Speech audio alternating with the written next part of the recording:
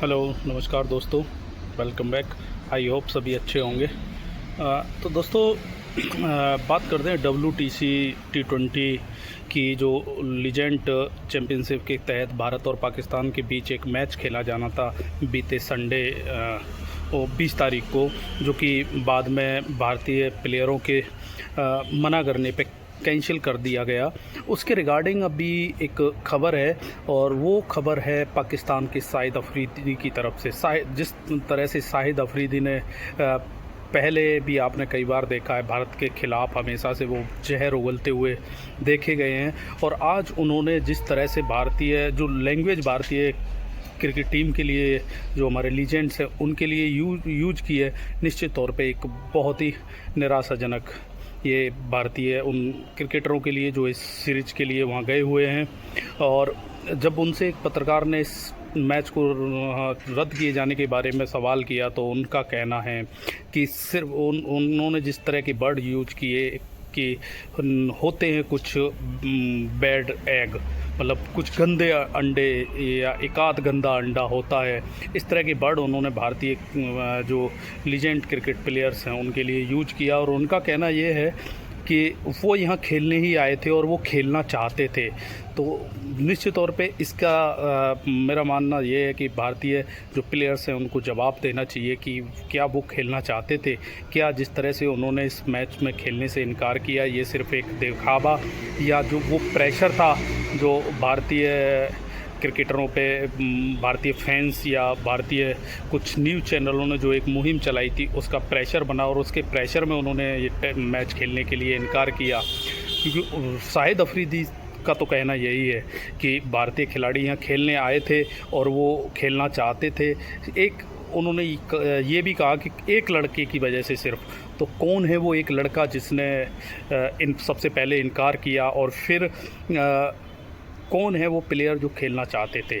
अगर शाहिद अफरीदी ऐसा बोल रहे हैं कि खेलना चाहते थे, तो निश्चित तौर पे कुछ ना कुछ, हालांकि पाकिस्तान ये भी है कि पाकिस्तान और पाकिस्तानी खिलाड़ी इस तरह की अफवाहें और इस तरह की खबरें फैलाने में आपने देखा है पहले से ही माहिर रहे हैं, जो भी झूठ बोलना उनकी आदत है। लेकिन फिर भी निश्चित तौर पे भारतीय खिलाड़ियों को इसको क्या लगता है कि जवाब देना चाहिए।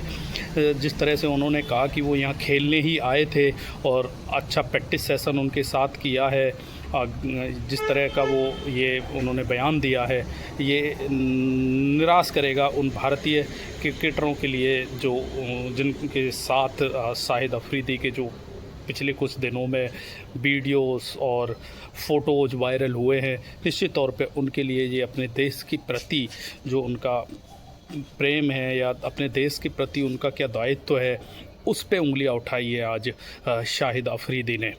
तो क्या मानना है आपका दोस्तों, प्लीज़ कमेंट करिएगा और बताइएगा अपनी तरफ से क्या भारतीय टीम को इस या भारतीय खिलाड़ियों को इसका जवाब देना चाहिए और क्या जवाब देना बनता भी है। दूसरी बात करते हैं हम, जो इंग्लैंड और इंडिया के बीच टेस्ट सीरीज़ का चौथा टेस्ट मैच मैनचेस्टर में शुरू होने वाला है 23 तारीख से, उसके रिगार्डिंग। और न्यूज़ भारत के लिए कुछ अच्छी नहीं है, क्योंकि भारत के कुछ खिलाड़ी इस टेस्ट मैच से पहले चोटिल हैं, जिसमें नीतीश कुमार रेड्डी, जिनको प्रैक्टिस सेशन के दौरान चोट लगी और वो लगभग रूल्ड आउट है 4th टेस्ट से, और अर्शदीप सिंह भी आप मान के चलिए कि रूल्ड आउट हैं, और उनकी जगह अंशुल कंबोज को भारतीय टीम में शामिल भी किया गया है। एंट्री हुई है उनकी इस भारतीय टीम पे इंग्लैंड दौरे के लिए।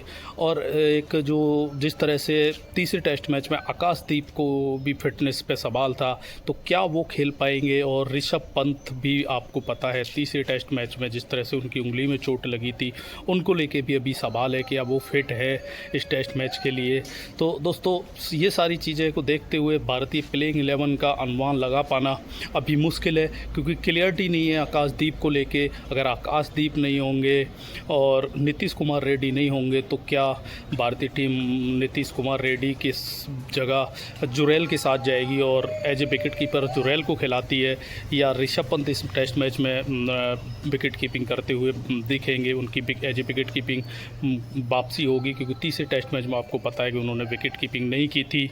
और अगर आपका आकाशदीप नहीं खेलते हैं तो क्या उनकी जगह भारतीय टीम प्रसिद्ध कृष्णा के साथ जाती है, या फिर अंशुल कंबोज को मौका मिलता है, या शार्दुल ठाकुर के साथ जाती है। और बैटिंग में जो एकमात्र इशू भारत की तरफ से है वो देखना पड़ेगा कि भारतीय टीम करुण नायर के साथ जाती है या उनकी जगह किसको दी जाती है। वो अगर चेंज होता है तो क्या वो साई सुदर्शन होंगे या अभिमन्यु ईश्वरन होंगे। तो दोस्तों इन्हीं सारे सवालों के साथ अभी के लिए आपसे विदा लेते हैं। तो प्लीज़ सब्सक्राइब कीजिए चैनल को और बताइए आपके अकॉर्डिंग भारत की प्लेइंग 11 क्या होगी, किसको खिलाना चाहिए, किसको रेस्ट देना चाहिए। और अब अगर अभी तक चैनल को सब्सक्राइब नहीं किया है तो प्लीज़ सब्सक्राइब कीजिए, लाइक कीजिए और कमेंट कीजिए आप। धन्यवाद।